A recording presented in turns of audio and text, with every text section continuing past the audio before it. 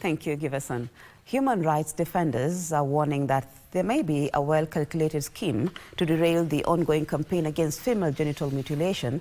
Now, despite a significant decline in FGM over the years, some communities are medicalizing the practice in what is seen as a desperate attempt to circumvent the law and keep the retrogressive practice alive.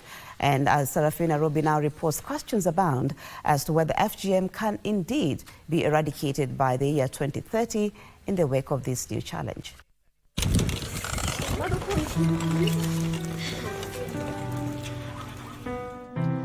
This is Okon Abdi Gohad, a mother of four who hails from Garissa County in the northern part of Kenya.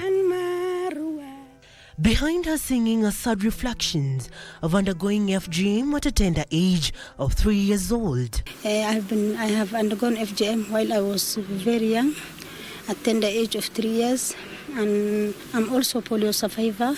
I got the disability because of polio.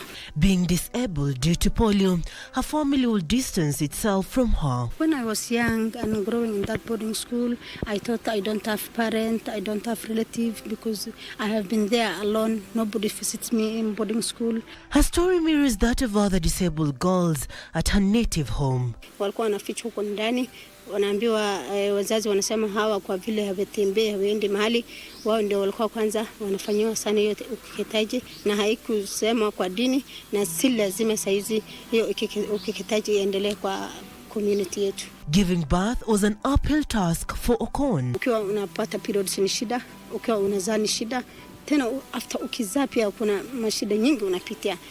Most women in the northern part of Kenya, like Okon, face the same challenge, but unlike her, have to undergo de-infibulation. There will be what we call de-infibulation, which is the opening up of that, external genitalia that's been sewn together. When it is opened up, the right thing to do is to leave it open. But you will find that in a clinical setup, the woman can be sewn back together again so that she goes back to how she was. With the prohibition of the FGM Act 2011, new ways emerged to circumvent the law, including medicalization of FGM. This is a situation whereby it is a healthcare provider who is actually performing FGM, so it is distinguished from traditional FGM. The Anti-FGM Board confirms the increasing prevalence of medicalized FGM. There are reported cases of medicalized FGM in counties such as Nyamira, Kisii, Narok, including also Aveta among the other counties. This is illegal in the country and punishable by law. The sentence is 3 years imprisonment or a fine of 200,000. For a child, under the Children's Act, the fine is 500,000, but imprisonment is still 3 years. It can be higher, but it cannot be lower. So it's what we call mandatory minimum sentences that are provided for under the Act. This puts on the spot the existing gaps in the fight against FGM. But we don't actually have the definition within the Act.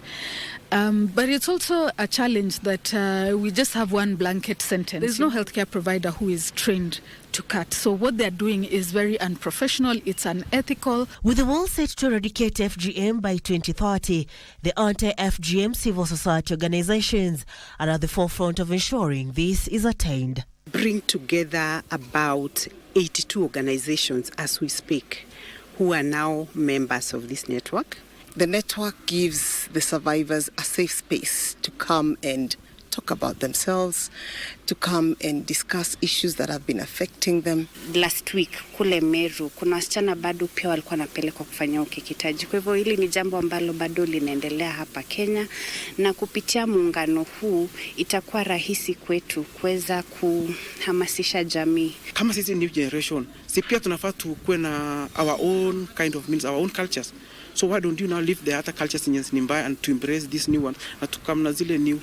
Even though the general FGM prevalence rates have declined to 15% from 21% according to the KDHS report, there's an increase in medicalized FGM across the years for females between 15 to 49 years, of which at the rate of 14.7% and 19.7% for 14 years and below, posing a great danger of clawing back on gains achieved. Sarafina Robi for Good Morning Kenya.